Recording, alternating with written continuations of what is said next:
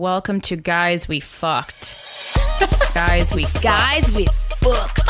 I'm Krystyna. I'm Corinne. We're sorry about last night. The anti-slut shaming podcast. I never stop. Hey everybody, welcome to another episode of Guys We Fucked. It's the anti-slut shaming podcast. I'm Corinne. I'm Krystyna. Welcome. Today's news is uplifting, guys. From catcalls to murder. What female joggers face on every run. I mean, this is really encouraging us to get out there and go running. Yeah, I know. It's hard because it's like you can't be fat as a woman, but then you also can't run because you get can't murdered. run. Yeah, So. yeah, that's true. You really can't win, ladies. Well, this was interesting. I was telling you, I ran into Wendy Starling. We've been running into each other a bunch, like just randomly at non-comedy spots. I'm jealous. Yeah, and she told me about this runner. So it's a woman in Iowa who was going on a jog, and she didn't make it. So that's happened many times. It happened to her during a jog on her college campus just after noon local time. The van's driver had both his hands outstretched, holding a phone sideways, pointed directly at her as he took photos. What? Meg Gibson stared the man down, and his van sped off the Ohio State University grounds, tires squealing. At first, I didn't know what to do, the 29-year-old says, but I thought about Molly Tibbetts. So this is an Ohio story that links to the Molly Tibbetts story. Oh, so this girl that got the picture taken of her didn't get killed. Meg's alive, but she was just like, it's kind of just like they're starting the story off with like, hey, this happens a lot. Wow. So on 21st of August, 600 miles away, a young man had led police to the body of Molly Tibbetts, 20, lying in a cornfield days after she too had set off on a run. Later, he would tell police that he, quote, got mad when she threatened to call 911 for following her, but he, quote, blocked out what happened between talking to her and finding her dead in the trunk of his car. That was the most interesting part of the story to me, that he blacked out and then she was dead in the trunk of his car. That's what he's telling the cops. When I saw two female students, I asked to use their phone. Ms. Gibson said they told me they also had their pictures taken by the same middle-aged men in the van. When she called the local police department, she says she was told, "What do you want me to do? There's nothing to report." But when campus police arrived, she says an officer told her, "You did the right thing." Of course she did. So in the wake of Molly Tibbetts' death, women across the U.S. have been honoring her with the hashtag Miles for Molly, and it's MOLLIE if you want to follow the hashtag movement, running to show that despite such a horrific loss, the running community will persevere. This summer's tragedy echoes that of August 2016, when the murders of 3 female joggers spanned just 9 days. The slew of tragedies prompted the magazine Runner's World to conduct its first survey of harassment experienced by U.S. women who run. What was a surprise was how men and some women don't see that it's a prevalent problem, says Michelle Hamilton, the journalist behind the Running While Female story. The 2017 survey revealed that 43% of women experienced harassment while running, with the number rising to 58% for women under 30. Just 4% of men reported the same issue. The poll also found 30% of women said that they had been followed by a harasser on foot, by car, or bike. And the vast majority of women said these fears led them to change their habits, to run only during the day, to change their routes, which is such an important thing. If you're a runner, it's so good not to use the same route every day. Like, you just don't want to be a predictable person, unfortunately. To carry pepper spray, or in the case of 1% of women, to carry a loaded gun. Well, maybe don't do that. I'm not running with a gun, man. Yeah, it's insane. I mean, this is a huge problem. And I mean, like, I've definitely been like followed, not as an adult. Well, I mean, maybe I have, but I remember walking home from, I guess it would have been high school, walking home, and like this guy sitting in a car, and like he called me over. Whoa. But I was like just smart enough to not do that. But then like he was slowly following me in the car, and I remember, I think I had a cell phone at that time, so I just like called somebody like at my house, or like pretended to make a phone call or something. And like I actually did. God, I take good care of myself. I like walked a different way so that I wasn't walking to my house. Yeah. Because you don't want the person to know where you live. And you were by yourself? Yeah, because I was just walking home from high school. Fuck. You know, so I just would walk to and from high school. It's interesting. So I was hanging out with my friend Claire and Melissa, and we were in Brooklyn by the warehousey area in Williamsburg. Gets murky back there. Yeah, it does. And it was so interesting because learning to trust your instincts is something I know you've mentioned a lot before. And I don't think I've ever really trusted my instincts. And now that I'm in therapy, I'm learning.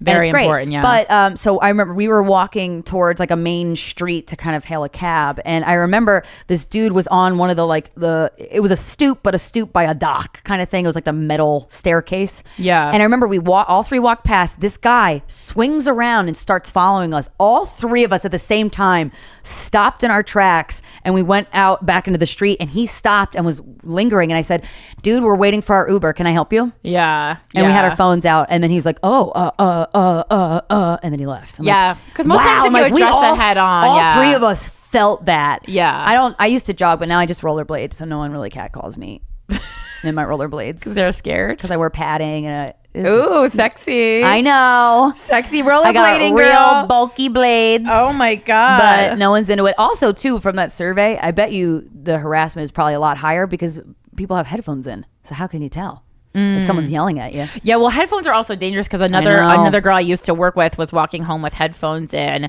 and she was pushed into like the corridor. You know, in New York, how there's like a lot of times like the first door and the second door. Yeah, they pushed her into that. Oh and my like, God! And like tried to rob her, and like she thankfully was able to get him off. Nice. But like, yeah, just I gotta get whatever mace or pepper spray. There's a lot. Legal. You gotta be alert. You gotta not be predictable, but you gotta be hot. Like there's so many things. You can't be ugly, but you gotta be in shape, but don't jog. It's like, really? Jesus, how do you keep up, guys? I don't know. Well, if you can't keep up, just sign up for Talkspace. Hey, transitions for days. Thank you. Today's show is sponsored by our friends at Talkspace, the online therapy company that lets you message a licensed therapist from anywhere at any time. It's true. Can't imagine fitting another appointment into your life? Well, with Talkspace, therapy is as easy as sending your therapist a message, maybe about how to make more space in your schedule. No commutes, no leaving the office, and no judgments. To match with a perfect therapist for a fraction of the price of traditional therapy, go to Talkspace.com/GWF and use the code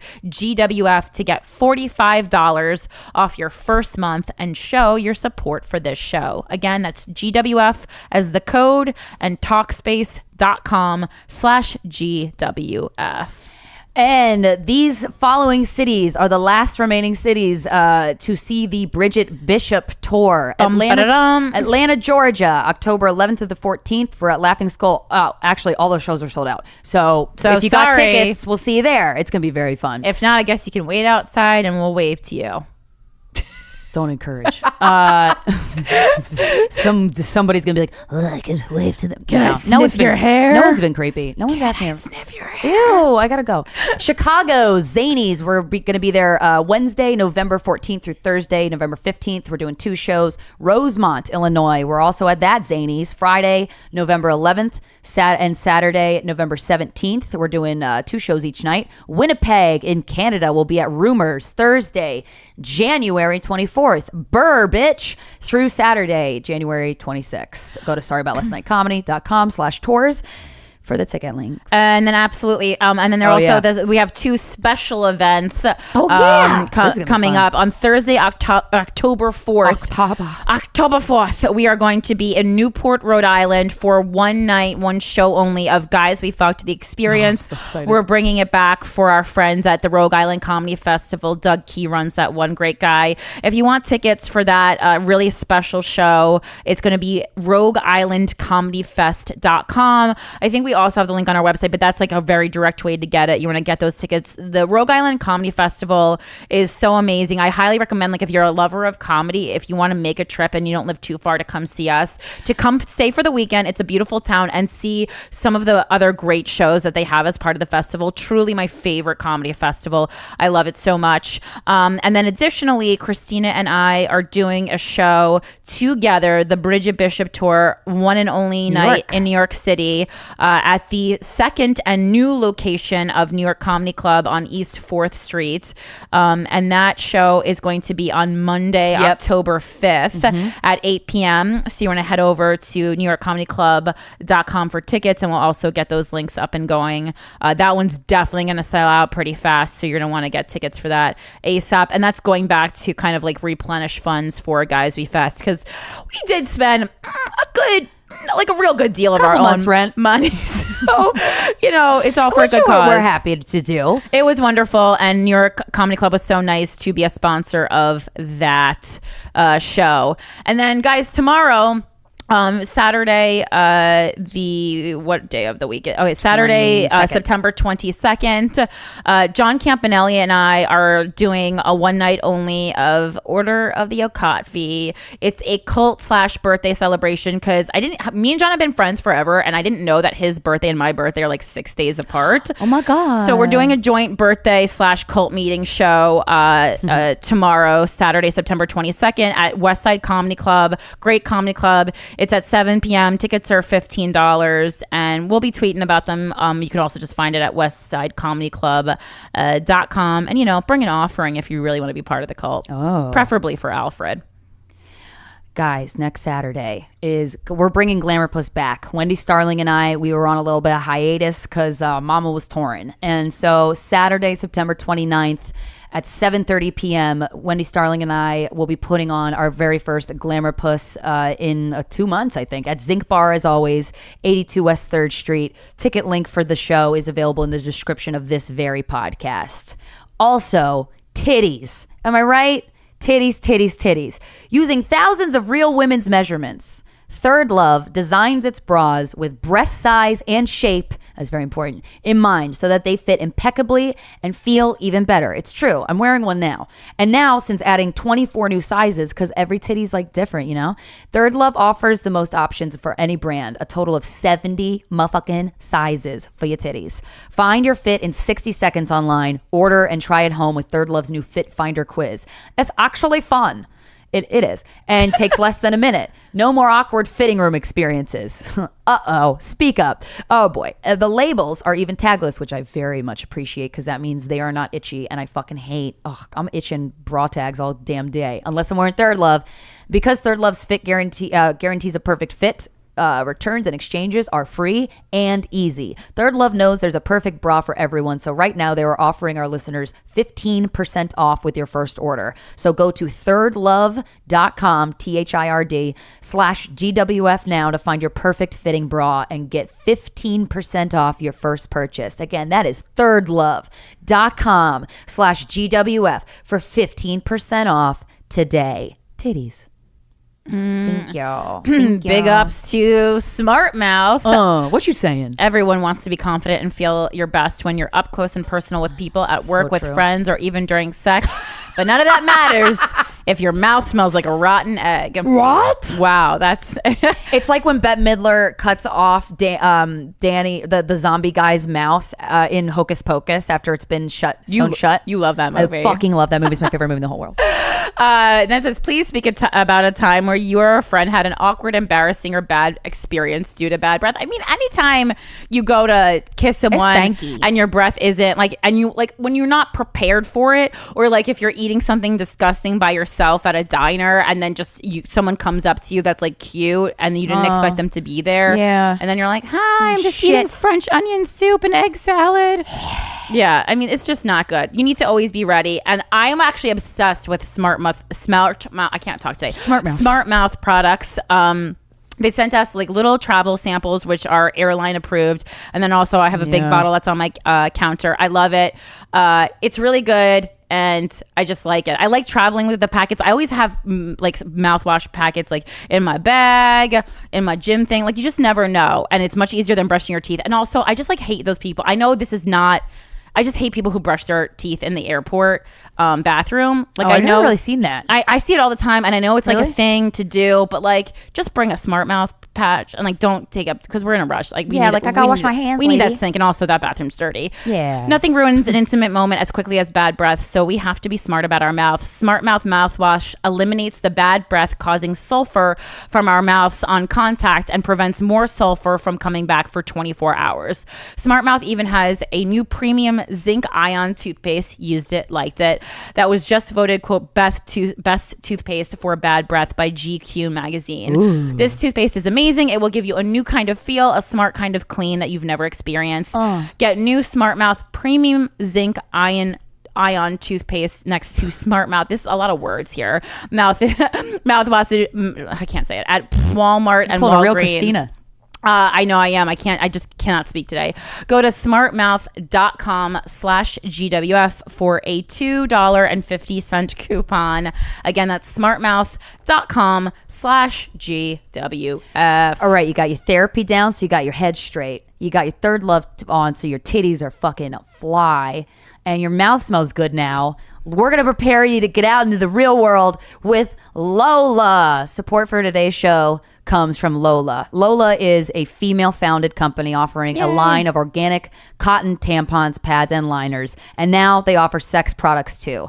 Ultra-thin lubricated condoms are made of natural rubber latex and individually tested for contraception and STD protection. Their ultra-thin design and premium medical-grade silicone oil lubricant ensures a safe and without sacrificing sensation. Plus, to make your month a little bit easier, you can add Sex by Lola to your period subscription. Just choose your mix of products, absorbency, number of boxes. All this shit you can customize. It's great. And frequency of delivery, because everyone's flow is a little different, you know what I'm saying? And everything is delivered on your ideal schedule. It's super flexible, so you could change, skip, if you're pregnant, or cancel at any time. I think one of my favorite products that Lola offers that I carry I will not leave the house, even though I'm like not having sex right now.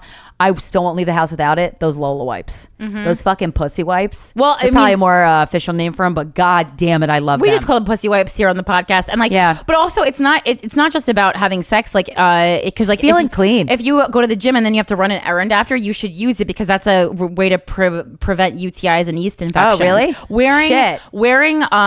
Working out in workout pants and then wearing them for too long after is a huge reason why people get vagina problems.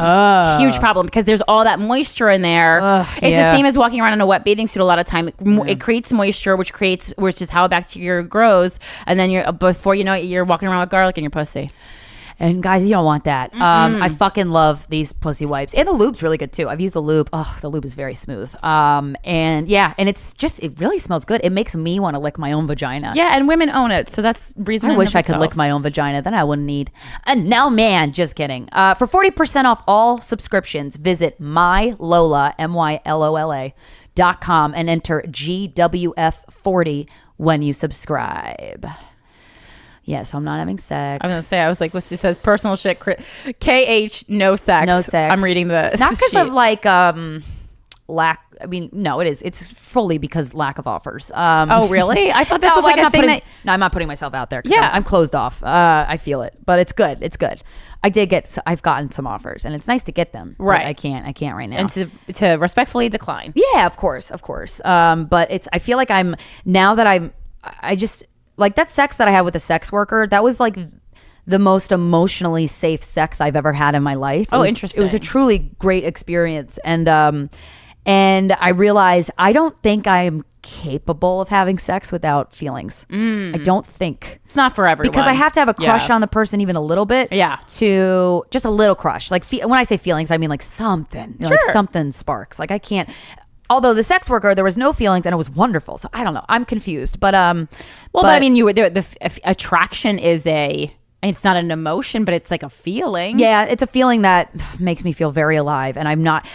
You know what? It kind of sucks. Like I'm not attracted to anybody. Not that I'm trying to be attracted to anybody, but you never want to force that shit. It's just having a crush is fun.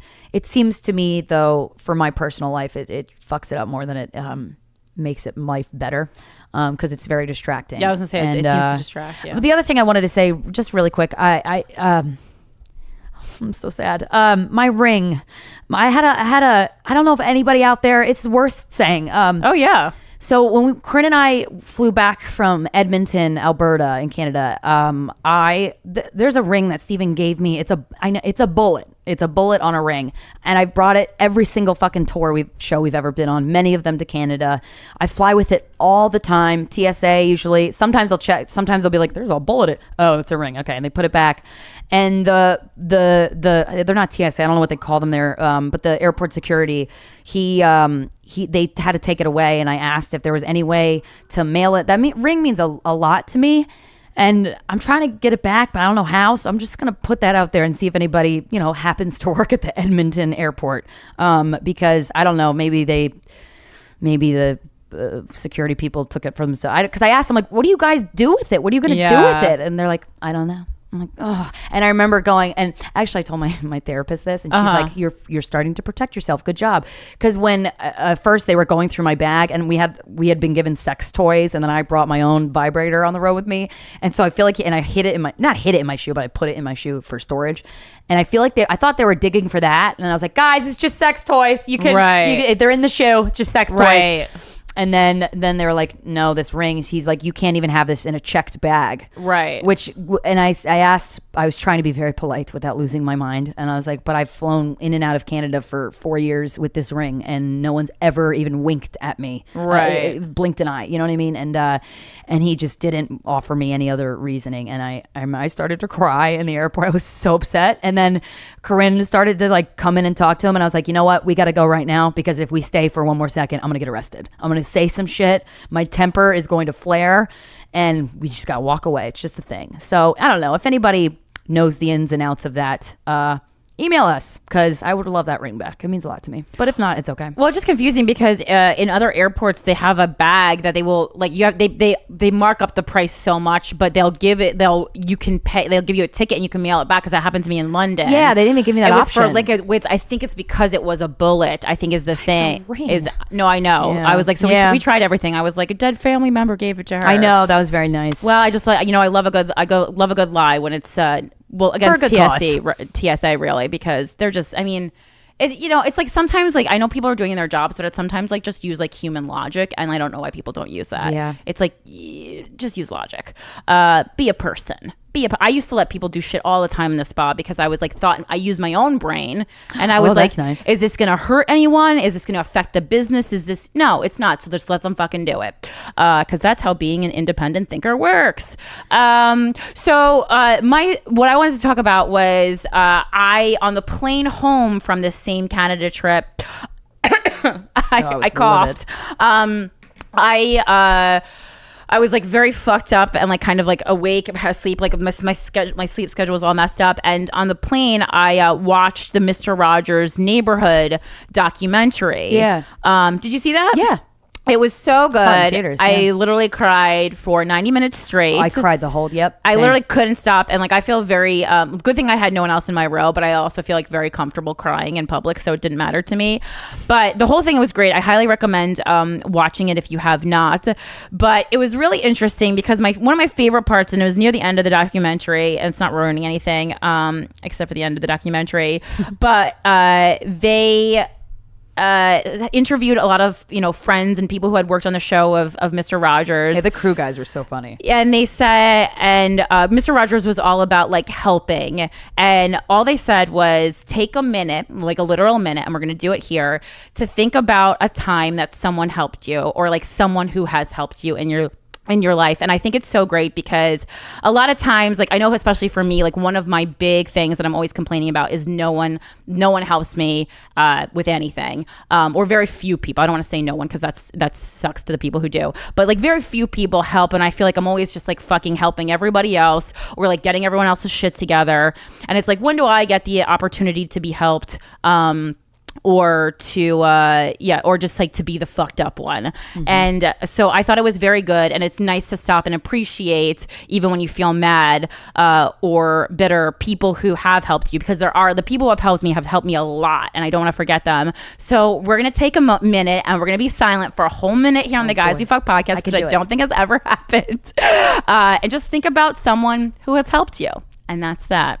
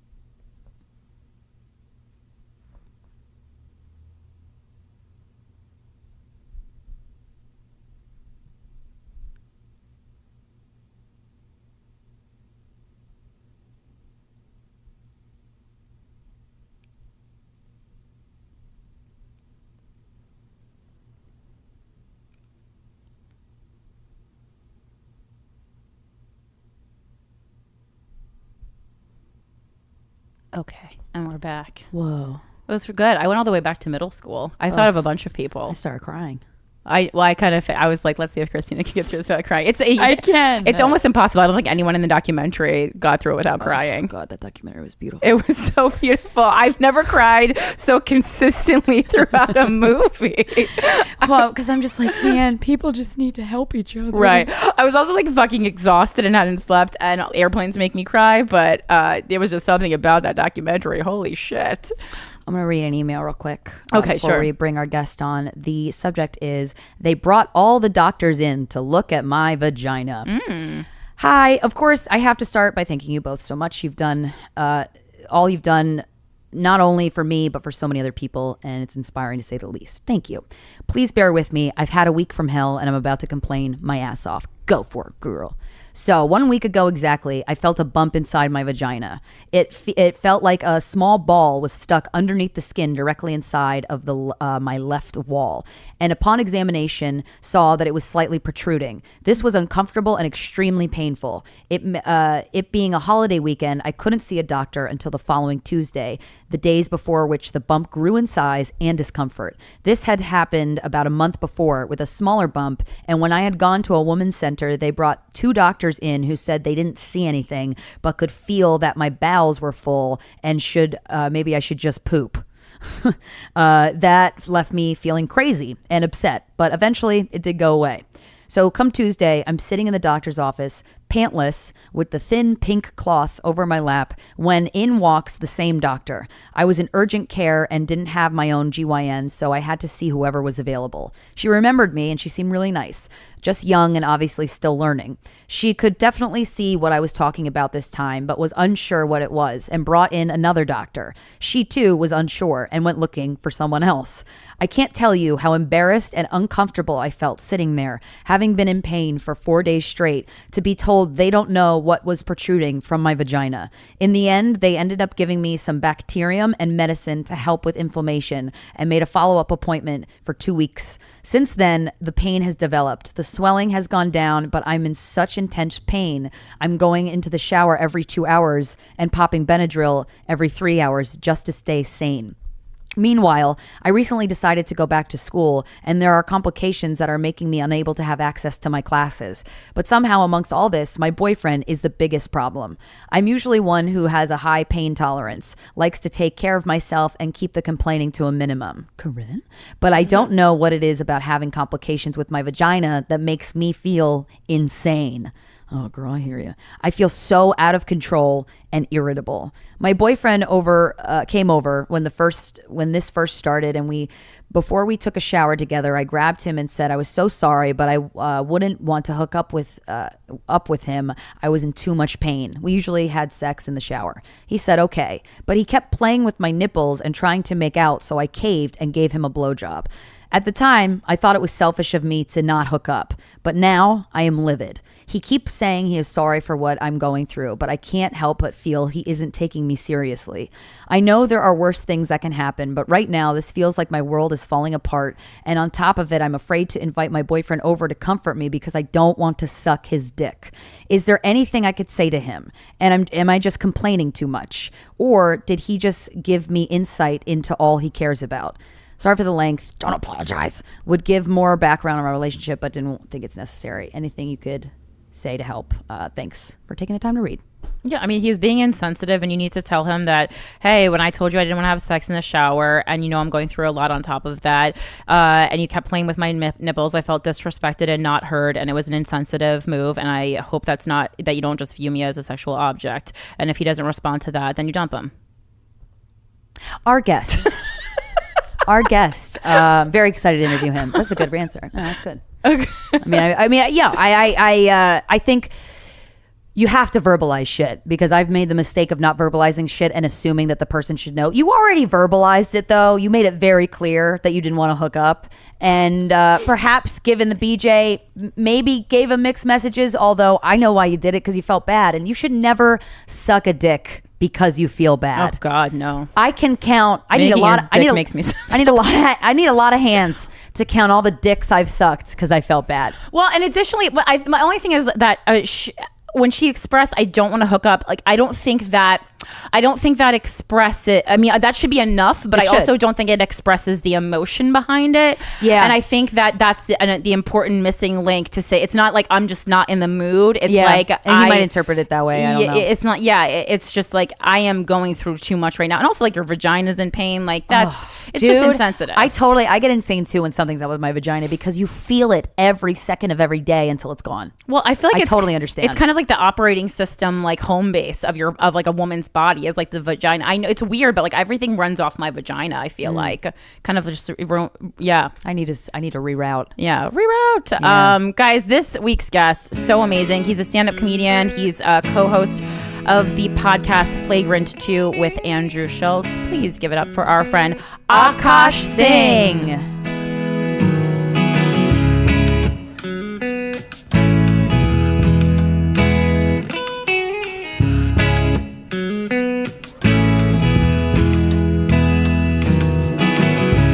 I'm going to have a little talk to my head and tell him to start using logic and reason instead of these worries that he puts in a hat. And not to pinch of paranoia, a puff of smoke pulls a rabbit out, a rabbit of regret. But here, little man in my head, I'm talking to you and you're mumbling back, stumbling over the reason you said you'll never be happy, get over it, man. Answer me this, do I not have a choice to wake up and stand up and silence that voice? It's taken me so long to realize I can't over, little man, get out of my head. Okay, we are here with Akash Singh. Yo. How you doing? Hi. I'm a little nervous to be here Are you really? Why? because y'all got a lot of listeners. Uh-oh. This is the biggest audience I've ever done anything for. Oh shit! Don't say something fucked up. Yeah, it's going to be real awkward for No, everyone. I'm serious, I've learned from Trump, you just never apologize. That's the move. You cannot apologize. Your fans, Did you say I've learned from Trump? I've learned from Trump. This guy not apologized his way into the fucking White House. Yeah. Just said monstrous thing after monstrous thing. Yeah. We all got offended, and his fans, when he didn't apologize, were like, yo, I fucking like this guy. It's crazy how it works. But you cannot apologize. But that would only work if this podcast was not primarily listened to by liberals. Like if this was a podcast that was like required listening in every home. Can you then imagine? Not apologizing for things might work. I think I'm a pretty moderate person. I think I don't like Trump, but like I do think there's lessons liberals don't? can learn from him. Yeah, it's a weird brown guy. I don't really care for Trump. I don't hate him as much as everybody else, but I think there's lessons liberals can learn, which is this thing where like you say one problematic thing. Everything is problematic. If you want to shift it that way, you can say any sentence and I could be like, oh, so are you saying that something, something, something? And then you look like an asshole. So I think liberals can learn like, listen, we're people, we make mistakes, whatever you fuck up, double down. Hey, I was fucked up. I don't care. I'm not going to sit here and apologize for hours. Once I'm done, max. Yeah. Well, the word problematic is problematic. It's not even a real thing to me. It's just this thing we started saying all of a sudden. Cringe, problematic, do Yo. better. Those are my favorite. Those are my... Do better, Akash. Those are my favorite liberal slogans. And like, I'm going to call myself an artist formerly known as liberal. That's what I'm going to go by. It's weird how off-putting it can be when you, it's, the more left people get, you're just like, I can't call myself a liberal anymore. Absolutely not. And comedians, like especially with stand-up comedy, I'm like, to me, good stand-up comedy pushes what you're comfortable with. You have to. And I don't even know if I necessarily have the balls to do that myself on stage, but like the comedy that I like does that. I love it. It's the best. Getting offended it's fun. It's like, it feels dangerous. It feels like, you said that. That's weird. Ooh, Yeah. I don't know if I like that. And there's a couple people who are like really good. I mean, like I saw Ari Shaffir a couple times last week, and he's so fucking good at making people feel uncomfortable and like sit in the discomfort. Oh, yeah. And just fucking letting a it skill. That's a letting skill. it go. I love Andrew, friend of the podcast. Hell yes. I marvel at his ability Yeah. to sit in the tension and be unfazed. Yeah, it's great. It's wonderful to watch. Yeah. So it's cool to watch. But I also said I didn't want to offend anybody, and then immediately was like, problematic's not a thing. Whatever. Idiots. You're idiots. You don't know how you feel. Like you can't like even the fact that you had to sit down and think like I'm gonna go into this podcast not offending anyone. Like what does that even mean? Just fucking be yourself. And if people don't like that, screw it. You have to make that decision. But there's always the. So I'm excited to get you to know you better because we've known each other for a while, but we've never had like deep combos. We've always had a good I respect these girls. As soon as you started this podcast, I remember I was like, oh, this is going to be a fucking huge podcast. Oh, wow. Thank got you. good I remember saying that to you guys. Yeah. I was like, this is great. What you guys are doing is going to be massive. Yes, I didn't really think anyone was going to listen. It's good. It's good. I'm glad. I mean, it's just and it's an honor that like men listen, women listen, older people, younger people. Like it's really cool that it hits a nerve because everybody has sexuality in common, whether you have a sense of sexuality yourself. And my views on it have shifted. And on sex, these and like slut shaming or whatever. Because we're going to talk about this at some point. I didn't have sex until I was 31. Yeah. I was saying, really? How old are you? I'm 34. Oh, so I said I'm going to wait till I'm married. It wasn't like a steadfast, and I didn't. Why'd you want to wait till you were married? You know what's weird is I always thought like I want to be a role model for my kids or for whatever, and my logic was I'm not going to make my kids do anything. Right. But I'm going to tell them this is possible. I want to tell them you don't have to do what I did, but I need you to know it's not possible. I don't drink. I don't do drugs. And then I always said when I hit 30, that thing is out the window. This waiting till you're married. If I'm not married at 30, I'm out. You're fucking. And then I met my girl, and then she was just amazing, and we had this connection. I was like, this is the girl. This felt right. Oh, it's you lost your virginity to your current girlfriend. To my still girl, both of us. Wow. Actually. Wow, that's so special. I didn't know you guys didn't know that. I knew it was your first girlfriend. Yeah. I didn't know that's who you lost your virginity Wait, to. so was the sex good when you first had it? Because 30, you kind of feel it feels like you probably know what you're doing way more than 15-year-old My girl tells Krystyna. me I'm not. I'm convinced I'm terrible at sex. I'm like, there's no way I'm good at this. This poor girl is just suffering through this. And but she's like, no, you are. She's like, I how don't know she why you knows keep saying that. Stop putting that out there. Because I always make jokes about it. Yeah, but it's hard to know, like, if you have nothing to compare it to. Like, the first partner I had sex with, to me, that was great, but then I moved on and had much better sex. But if that's the only person I had sex with, I would have been happy with that because I wouldn't have known any better. Yeah, and you Does that learn. make you feel Yeah, no, and you learn each other. And Cheer up, like, Akash. I know what I'm good at and what I'm not good at. And What are you good at? I'm good at With sex stuff. I always take care of her first. See That's her out? important to me. Yeah, always first. that You got puss. that. Yeah, 100%. So have you ever eaten a pussy before her? No. Whoa. I hadn't even done that. I hadn't gotten head. I hadn't done anything. Wait, had you touched a pussy? Yes. Okay. This is weird for an Indian to talk about. I don't want to be the comic who doesn't talk about things, but Indians don't talk about this stuff. Oh, really? So, yeah, we don't talk about sex ever. We'll talk about everything else. So But Catholics. this is weird for me. Yeah. I'm not like, when you said before the pod, is there anything you don't want to talk about? Like sex? I didn't want to be like, no, you know what I mean? wanna But talk it about is my like, dick. oh shit, we're doing it. Yeah. But anyway, yeah, this is my first whatever. And then when I told her that, and then I went down on her the first time, she didn't believe me. She was like, there's no way that was your first time. You gotta get. Which I was like, that's right. Okay. You Bitch, got that's that. right. Take that That's pussy. right. Wow. Orgasm having ass girl. That worked out really well. It did. Wow, you guys must be really close. Like, We're super that's gotta connected. feel. It's a very intense connection between us. wow. I love that. and and you're I- older. You're an adult. You're an adult man now. So like that's even like a more mature love. Yeah. Damn. It was also my first relationship, so in a lot of ways, I was very immature because I didn't know anything. I was Wow. open to an arranged marriage. And then I met this girl who was gorgeous and smart and all this stuff. And I was like, all right, we started dating and it became something very serious very quickly. Wow. But I had no relationship experience walking into this. Well, so yeah, of course you'd be open to arranged marriage if you Yeah. Were wanted your parents one? like working on one? Yeah, for were they like, you? Akash, just let us know.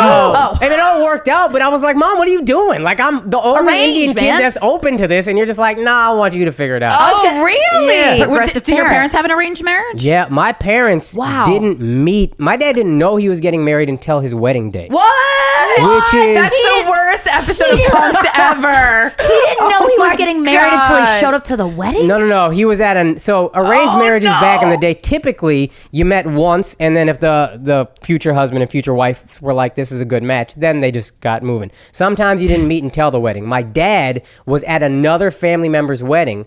My mom lived in America and was in India for a very brief window.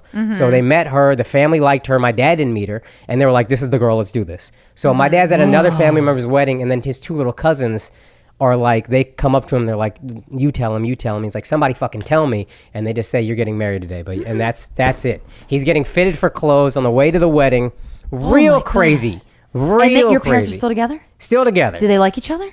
Yeah, mostly. I mean, that's most marriages, to be honest. It feels. Well, yeah, my view on arranged marriages is it's about the same as a love marriage, which is 50% of you really love each other and are happy, and then 50% of you, take it or leave it. You take it or leave it, and that's it's a 50% divorce rate here, so it's about the same. I was gonna say, the more I am on dating apps, the more I'm like, arranged marriage kind of sounds kind of nice. I really just like it. You pick it for me. Yeah, just take all the work out, and then I'll make it work. If she wants to make it work, I'll make it work. Wow, but then you made it work on your own. We did make it work, and we go through ups and downs, but like at the end of the day, we just love each other so much. It's like we can't ever just like, you know what I mean? Wait, how did you guys meet? Hoboken Comedy Festival. Are you fucking serious? No. It's coming out Bullshitting next you. week. Maybe my soulmate's there. Yo, I was just like, I had no thought that I was going to That's meet a girl at the wild. Hoboken Comedy That Festival. Why would you wild. think that? That's No a crazy chance. thought. Oh, what a good promotion for Dan Frigolette. He's fucking jerking probably off to jizzing this his episode pants right now. He's Yeah, so say it happy. again. So I'm Next doing week in Hoboken. I'm doing the Hoboken Comedy Festival, and I just do a show in a movie theater. I don't think anything of it, and then I'm leaving. It was a decent set, whatever. You know how these fucking movie theater shows. It's weird. Yeah, And you're looking up at everybody. You're looking. It's just odd. This mad far apart. All the seats. Everybody's too comfortable. It's weird. You're Yeah, in they real fall life, asleep. not a movie. So people are like, what the fuck is yeah, this? I'm Why is there a standing in person front of the screen talking? like Yeah. I'm making an announcement that the projector is down. Like Like, you're about to do Rocky Horror Picture Show. Yeah, it's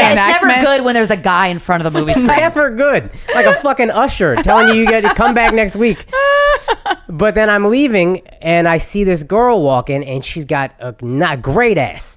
And I'm thinking, this girl might be Indian, and Indian girls don't normally have great asses. Wow. So I have to see what she looks like. So like a fucking creep, I start walking faster. Whoa. And then her creep. sister is with her, of course. And her sister is with her. And because in my mind, when I was single, I was always like, I might ask this girl out. Let me go see what she looks like. And I very rarely did. Very, very rarely. Usually it met with poor results. But I start walking to this girl. I'm like, I'm going to fucking see what this girl looks like. And then as I'm walking, her sister turns around and is like, hey, can we get a picture? And I'm like, yeah, bitch, you can get the whole photo album. What do you want? I see my girl, we meet, we shake hands, and I think there's like a connection between us. Like she just, the way she's looking at me, it's not like she's madly in love with me, and I didn't want to sound arrogant, but I'm like, I think she might also think I'm cute, which is crazy. We Why shake. is that crazy? You are Because cute. she's so hot. I'm like, there's no way. She's like ridiculously attractive. Aw. And we shake hands, and then I talk to her sister the whole time because I can't look at her. I'm just too like nervous. And then I don't ask her out. Her sister is a fan of my podcast, followed me on Twitter, and I'm like, this is crazy. No, I had a podcast back then that no one listened to. She and did. she was the one. Brought her little sister, my future girlfriend, and I talked to them. God. Don't ask my girl for a number or anything. And then we walk off, and I'm like, I'm a fucking pussy. I need to ask this girl out. They go to the bathroom, and I'm so like determined to ask this girl out. I'm waiting in the movie theater like lobby on this couch, and I'm like, I can't ask her out with her sister. That's awkward. But if she comes out of the bathroom before her sister, I am going to ask her out. That's just what it is.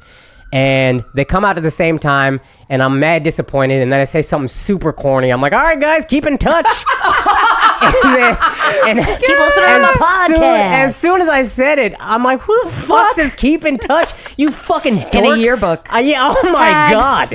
Keep in touch. I'm so mad at myself. And then as they're walking down, another comic from the show is walking up the stairs, and he does that thing when a really hot girl walks by where your whole face just turns toward the girl. Yeah. And then he makes a face at me, and I'm like, man, fuck, I know. And I think, it sounds crazy, but I think that girl might have liked me. And then he goes, yeah, they were both beautiful girls, but that one on the left is maybe one of the most beautiful girls I've ever seen. Whoa, and I'm like, I'm such a gosh. fucking loser. I'm so mad at myself. And then this is how crazy I am. I was like, you know what? They said they lived in Manhattan. They might be taking the same bus back that I take. I go get paid ASAP. I literally run, get paid, come downstairs hoping to catch them at the bus.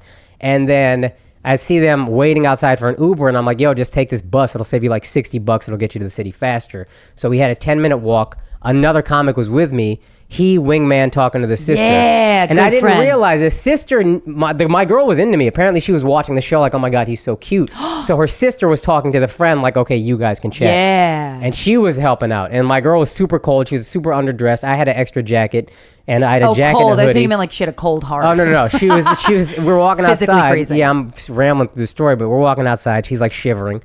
And so I'm like, you should take my jacket. And she's like, no, don't.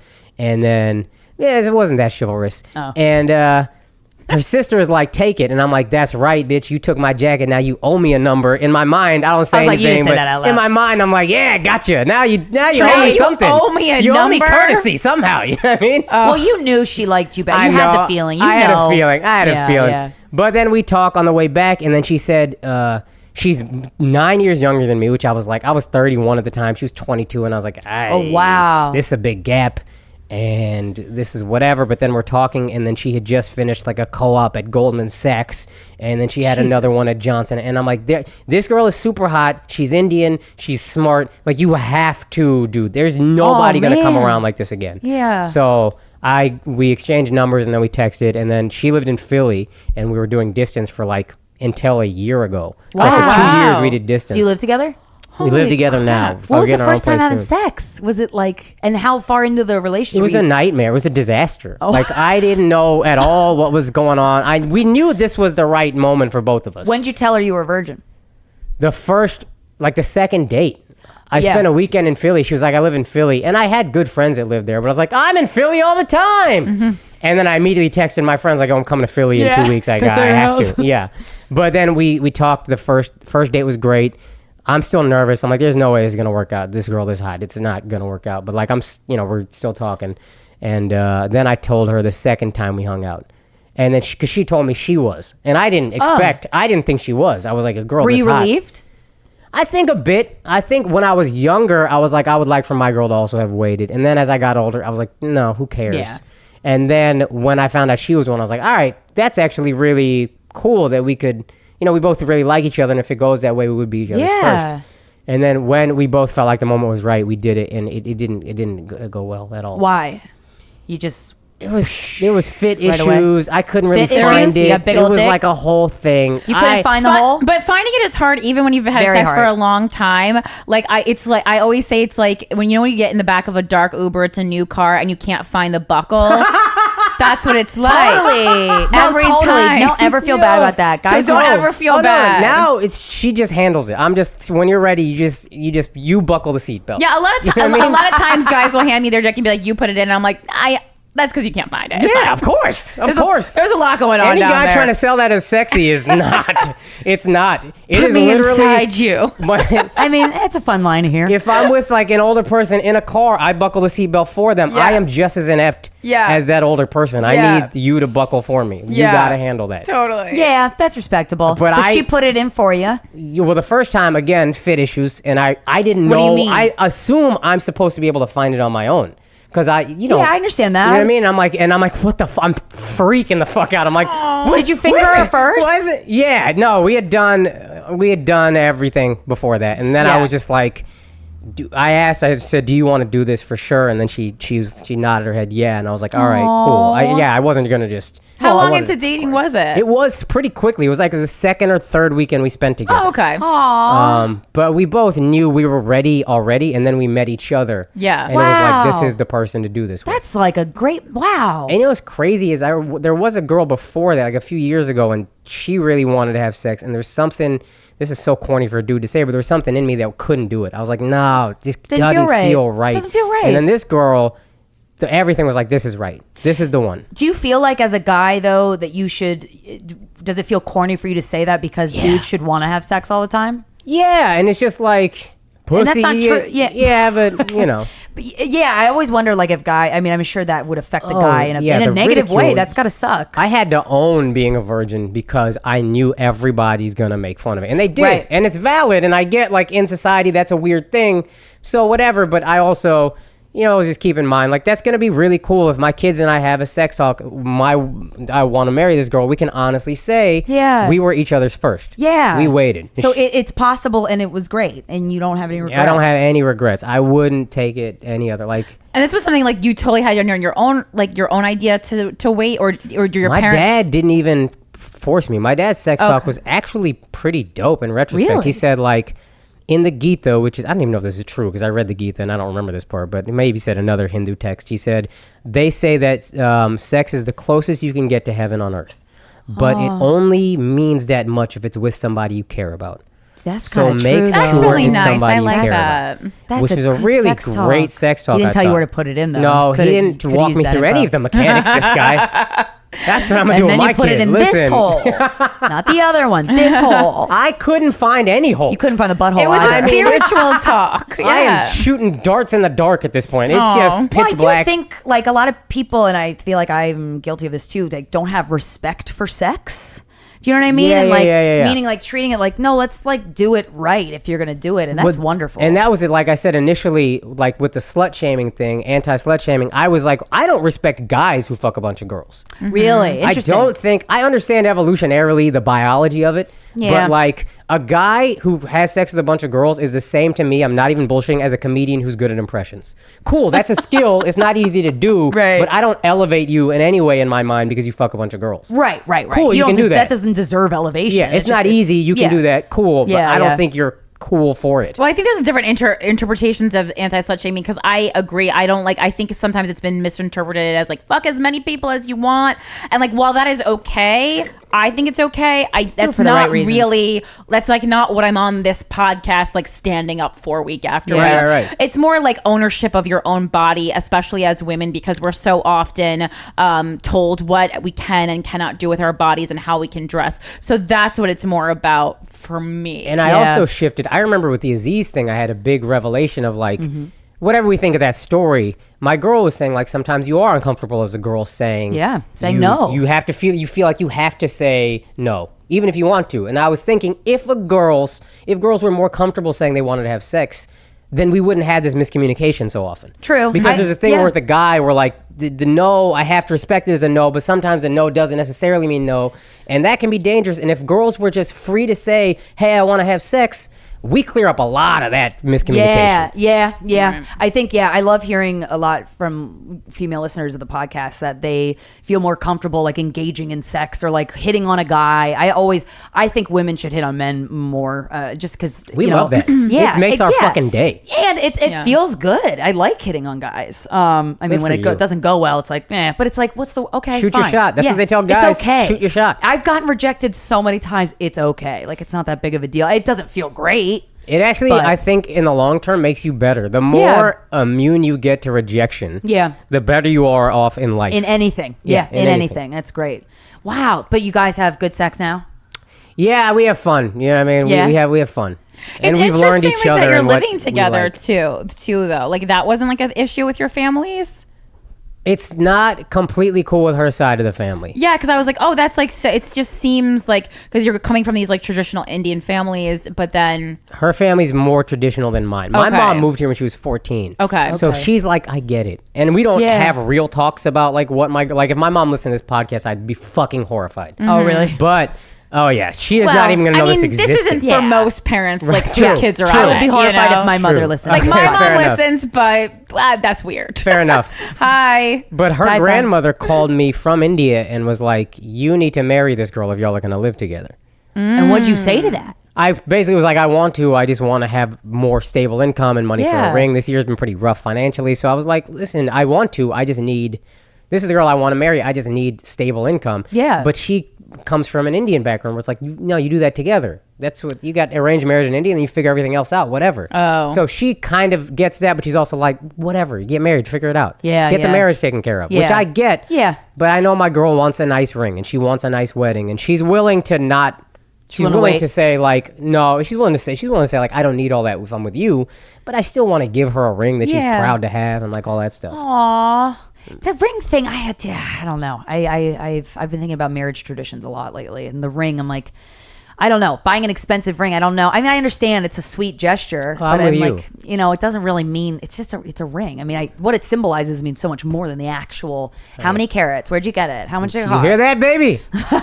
She's speaking good sense right now. But a lot of Well, women people have become annoying about it. Yeah, though. yeah, and I've always been curious about the women. There's so many out there that really do value. Like, I want a really nice ring. yeah. But like I would value it, like, because the thing is, I was against it too. But then my ex James, he's a jeweler before he was like a comic full time. I did not know that about James. Yeah, he was a jeweler. He's like a registered diamondologist, like very into it and like really like knowledgeable about it. So on our first date, I remember remember kind of like making fun of or like scoffing at like wedding rings and stuff because I knew he was a jeweler. And then he like really explained to me like kind of the meaning and behind wedding rings. And like it is value in something that's like a jewel. But I think it's not about like, oh, this looks flashy. It's about someone taking the time to put away this much money and put this much thought into buying that for you to show how much they care. It's not like about like how it looks. Finances. Right. Once he explained it, I was like, okay, I get it. I feel better about this now. I understand. But it's still like bastardized by people the way everything is. Well, yeah, and here's what I've talked to people who have the big ring or the big wedding or whatever, and then they've said to me, one day at some point you're gonna say, oh, I could have put this money toward a house or toward whatever. Yeah. When you're actually married, it's like, this is business. We are, Yeah. So I wonder if I spent a ton of yeah. money of the ring, at some point would she be like, we should have just put this toward a bigger house or whatever. Right. I What's wonder. a good amount of money to spend on a ring? 3 months salary. Oh, God. Quarter damn. of my year. The government already taking 50%. Yeah, damn. And now I got to get 20% to 25% to a ring. Oh, my God. Yeah. Yeah, that's a lot. Doesn't leave a lot for you. So when both of you met each other's parents, then I take it? Yes. Okay. And do her parents live here? Her parents live here in Philly. Oh, nice. That's her mom close.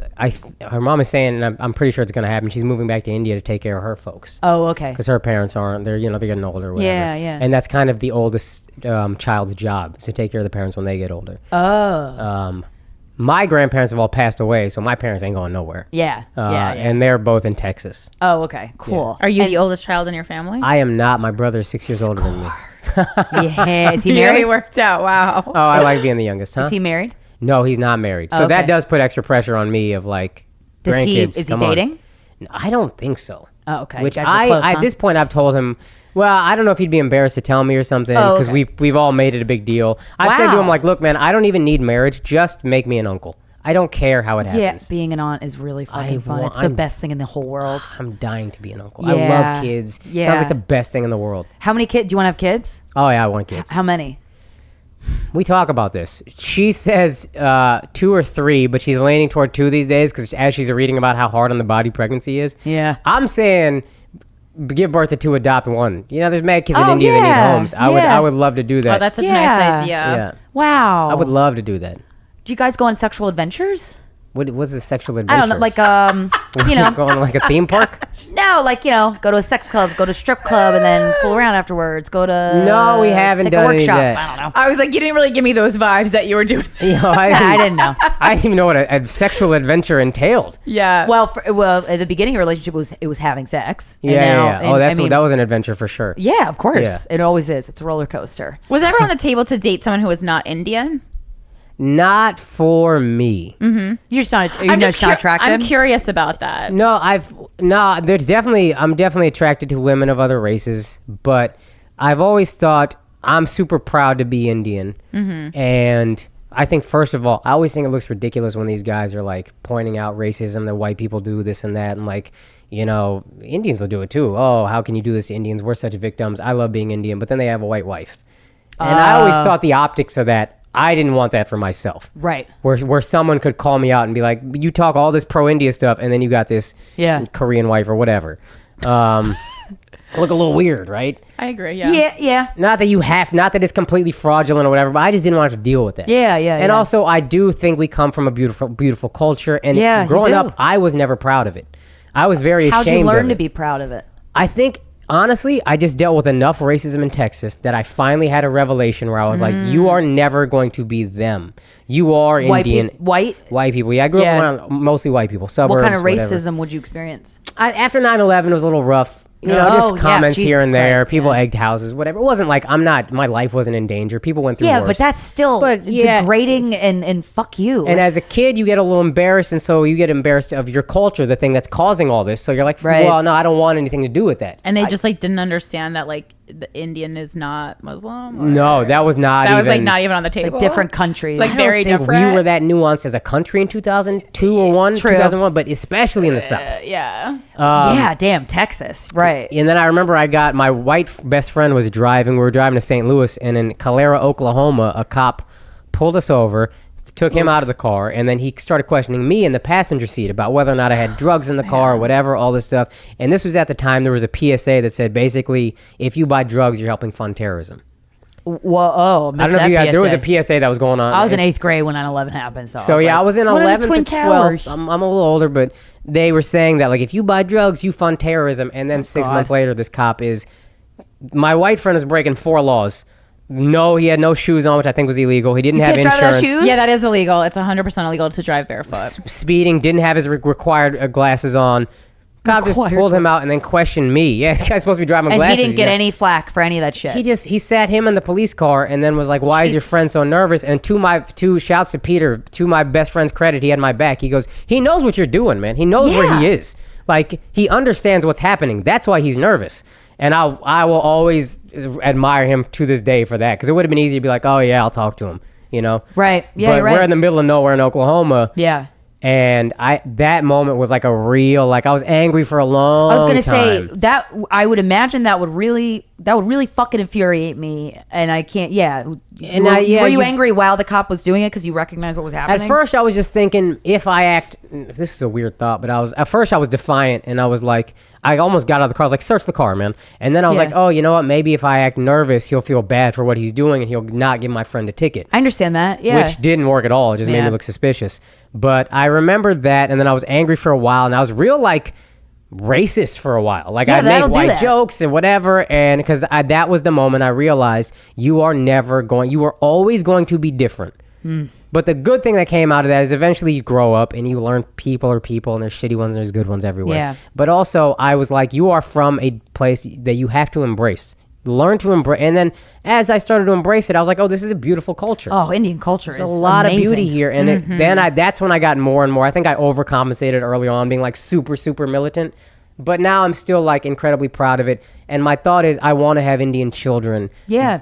Because if I had any other option, and the world is changing, so maybe this is antiquated thinking, but growing up in Texas back then, if I had any option to embrace another culture, I would have. I would have shunned Indian culture. I did, full Indian. Well, yeah, because, but I just had because no it was choice used but to against embrace you. it. Exactly. And that's such a baseless reason to get on somebody or to bully somebody. And it was fucked up. But in the end, I'm thankful for all the racism, because eventually I had to confront my culture and learn this is a beautiful place you're from with a lot of beauty in it, and you should embrace that. And then you and your girlfriend can share that together. And I love that we share that. I love that, like, you know, she says pani, which means water in Hindi. She's like, "Can you get me pani?" I just love little things like that we share that. Yeah. And I don't have to explain anything, and she gets it and I get it.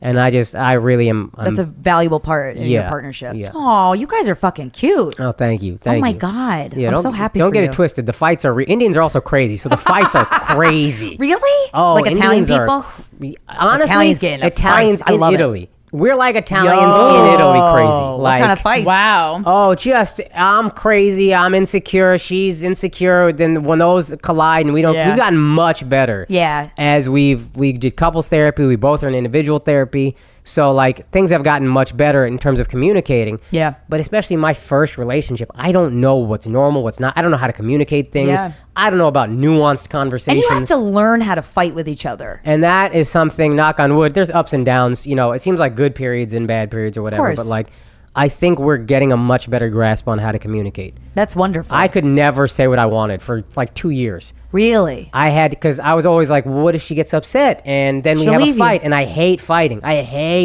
Oh, why? So I saw fighting go very poorly a lot growing up. So I was like, I don't want that ever. Yeah. So let's just always get along. You want something, I'll do it. And that's going to create resentment in you, because you're never asking for what you want. It creates resentment, but then it's also, at some point I was like, I'm resenting something that I've never presented as an option to her. Right. So as I started saying, like, listen, I want a partner in these tough times for this and this and this, and communicating what I wanted, she met it beautifully. And I think it's great as she's growing older, she's also like maturing a ton, and like, it's just becoming, knock on wood, this beautiful thing of like, I'm learning the things she wants. She wants protection sometimes, and I'm learning like how I can protect her while still saying, look, I want a partner. I need a partner here. I'll protect you here. Yeah. I'll handle this. And then when it comes to this thing where I want partnership, let's be partners. Well, I would say there's also like that age gap is like, you know, something to be significant. Yeah, and you know, you're gonna change so much from no matter when she was 22. Like the change you go through from like 22 to 30 is like probably the biggest change that you'll go through in your adult entire life. Yeah. So really important time. Yeah. That's really cool. Thank you, man. And it's cool to say, like, listen, I would like to, this idea of like always saying amazing things about her. She's amazing, but like we had some shit times, but I'm so proud of the fact that we loved each other enough to stick with it. Yeah, it means a lot when you work on a relationship like that. It just it means it makes you respect the relationship more and the person more, and then you're like, oh, we can handle anything. Yeah, and like it's just a more intimate thing, and like I don't know if I'm gonna find another girl like this. Like all the things I said I wanted my whole life, I got in this girl. Yeah, that's incredible. Yeah, so. And you first saw her ass. First thing I noticed was she had that tumpera. I noticed that. She had that turkey. I said, who is this? God. Who is this walking like this? But question, like, so has it ever come up, like, is she comfortable, like, knowing that, like, you might be, like, the only person, like, I know you guys are both, but, like, you also have, like, a lot more time to kind of, like, be out there, be dating, like, being so young and getting into, like, a relationship. Has she ever voiced any concerns about that? I don't think so. No. Not that, I mean, maybe she inwardly has thought that. Right. Yeah. Which is a natural thought, and I wouldn't be mad at it, but, like, right. I don't think so. I never hold around and, like, I look at this girl and, I was at a certain point, I was like, this is the girl, like, you know. Aww. And then even my girl said it, like, you don't have to be 100% sure about marriage. I get a guy having doubts, and even that was cool to hear from another woman. From my girl was cool to hear, like, oh, you don't have to be. And then at a certain point, it's like, listen, you're gonna have doubts, but is this the girl or is this not? And this is the girl. Yeah, and that's great that you said that, because I feel like those doubts can really plant seeds that later on will hatch, and you're like, this is not good. Yeah, you start looking at red flags and blah blah blah. Yeah, then it's fine. Yeah. Do you ever feel like too much pressure that the guy has to get the ring and the guy has to propose? No, I believe in some gender rules. Like I do. Like I think these things have a certain place. Some of them I'm like, this is stupid, and some of them I'm like, I get it. Yeah. And I used to tell my sisters and cousins, like, if a guy makes less money than you don't need that. I used to tell them, like, at a certain point, it's going to become an issue. You might think it's not. You think it's cute now, but when you're 30, 40, and your friends are all chirping in your ear, and they're doing this and that. Wrong. And yeah. And I actually wonder if it's probably tough for y'all, because y'all probably make good money. Yeah. And that's, for a guy, that can be intimidating. And then for y'all, it could be an issue at a certain point where it's like, I just wish that, certain things, like I wish that could be okay. I'm sure there's a lot of guys that would be totally fine with it. My brother always says, he's like, oh, I'll take a sugar mama any day. That's fine. I don't give a shit if someone makes more money than me. I would love that. Right. But yeah, it's kind of frustrating, because I do agree. I think some gender roles are what help a relationship function, and you kind of having a role in a relationship is helpful. Because, I don't know. I personally, I like it, but I always wondered if guys like the onus is completely on them for the marriage. I mean, obviously the girl has to say yes and want to do it, but like you have to execute it. You have to pay for the ring. You have to X, Y, Z. And there's I mean, listen, I'm gonna be like, how much do you really need to spend on a ring, obviously, but like I feel like some of the gender roles are fucked, and then some of them evolved for certain reasons, and then like I was pre-med in college. Obviously I was supposed to be a doctor, but I took an evolution class, and then that kind of, so many things I understood about human nature after that, of like the woman needing protection, and like, the foundation of evolution is this thing called genetic investment, right? You guys probably know this. I don't. Please educate me. Women are born with a certain number of eggs. That's all you get. I knew. Yeah. Men, sperm means nothing to us. Right. Genetic That's cost. why you jizz on everything. The couch. And if you don't nut, it just gets out. Like if you don't have sex for a couple weeks, you'll come in your sleep. In your sleep. It just has to get out. It means nothing to us. So women are naturally very protective of their eggs. Like, I'm not giving this to just anybody. And men are like, no, I want to give this to everybody. It means nothing. Also, seed for all. The other thing he said is, my biology teacher told me on the first day, he said that, and then he said, mama's baby, papa's maybe, which means if you guys have a baby, you know it's yours. For all of history up until about 15 years ago, if a man had a baby, he just has to trust that it's his because it kind of looks like him. You never know. So I never really thought of that. Because of that, a guy's like, well, let me just try it. My sperm means nothing. I never really know if it's my child, my offspring. Let me just fuck everything. And women are like, listen, I know this is my offspring because it's coming out of me, but I also don't get that many chances to reproduce. Having a baby it's a huge toll on my body, so I've got to select the best man for me. Yeah. Mm-hmm. And that's where so much of this stuff comes from. Yeah, all that evolution stuff, and like the urges, and where urges come from, and a guy's thing to spread a seed. A part of me is like, yes, obviously I understand that's true, because I see that in real life unfolding, and I'm like, can you change it? Oh, it can. It's just we are evolved this way, and then we can change it from here. Right. This is why it is this This is the way right instincts now. you were though. born with, Yeah, though. this is how we got to this point. Where we go from here is on us, but this is how we got to this point. And there's Right. also confusion, I think, between like being like equality and like being the same. Like men and women can be equal without being the same. Like Yes, men and completely women agree. are different, and like to say that they're not is like Doesn't make sense. yeah, it's just like a little bit weird. Like you can't actually rate like you. That's why it's like confusing. Like I'm just gonna raise my kid genderless. It's like, all right, that kid's gonna be weird then. I mean, I agree. I mean, you know, so Well, let them kind of. yeah, you want to be able to choose your own things, and you don't want to like, you know. But like I said, like I've talked about many times about like my household growing up. Like we didn't make a big deal out of it, but like one day my brother asked for a doll, like a baby, like a baby doll, Right. and my parents just fucking bought it for him. It wasn't like a big sit down discussion. We didn't like hold his hand and like, you know, she just got him a doll, Yeah. and then he grew up and he's fine. Everything's regular. yeah. Like, you know, Like, it's not. Yeah, that's to me. Yeah, Just When you get step on doll. a child's instincts, it's like, oh, you're telling them that you shouldn't be the way you Yeah, if actually you want a are. doll, get a doll. Cool. Yeah. That doesn't make you less of a man. I want whoever my sister, the same sister. I want his man to make a lot of her man to like make a lot of money. I also want him to be good with kids. Yeah. Get a doll growing up. Cool. Be good with kids. That's Yeah. important. Did you have a doll growing up? I didn't. I had an older gosh, brother, really so missed maybe out. that made me. But I was very like, even though I'm the scrawniest can't fight dude on earth, I was very dude role. Like I played sports with friends and like I love football and all that stuff. Yeah. I was very that role. Like Do you watch porn? I try not to. So Really? I don't really. Yeah. Why do you try not to?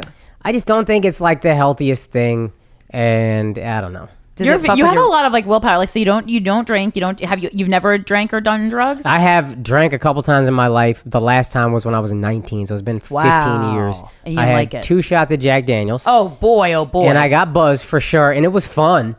But then I remembered it was New Year's Eve. I was with my friends, and they were my best friends. They were like, listen, at some point you're probably going to drink in college. Just do it with us. And somehow that worked on me. But I got buzzed, and then I remember the end of the night, I had sobered up, and that was the most fun part of the night. I don't remember what. I was dying laughing at something. It was whatever stupid thing, we were just interacting. I was dying laughing. And I remember thinking, if that's the most fun part of the night, then I don't have to drink. So why don't I Wow. just not? You got I a wish good you head would on your talk to shoulders. every audience member we've ever had at our shows because Oh, that I yeah. think people are terrified really of being beautiful. present in the moment and having to experience a moment, and that's why drinking. Yeah, but happens. I understand that like on a date, but like at a comedy show, that's the one place where I would feel very comfortable. Yeah. I mean, Yeah. yeah, sure, I get hammered before dates. Not hammered, but Shots. I will have shot. a glass of like wine because it's it's just so uncomfortable. You guys are training an entire generation on how to be comedy fans, and it makes me so Oh, happy. thank you. That means a lot So to us. happy. Because it we really. love kicking people out, telling people to shut the fuck up. I kicked a guy out of the that's show. great. I'm not, and I don't like kicking people out. Is never fun. I'd rather not do it. It's uncomfortable, But yeah. man, oh man, I can't wait to be I big said you enough to gotta kick go. people out. You never kicked someone out of like a regular like because if they're disturbing the show, everyone around I've them kicked is people pissed. out in I'm regular pissed. clubs, like New York Comedy Club. I've kicked someone out. I was I've like, never. you gotta go. You gotta I've go. never. I don't have the balls. I'm like, But well, so do they'll you get rid of me. So how do you deal with hecklers then? If someone's being like the drunk, obnoxious ones are the ones I cannot. I have zero tolerance It's for. my birthday. I try to talk to them at first.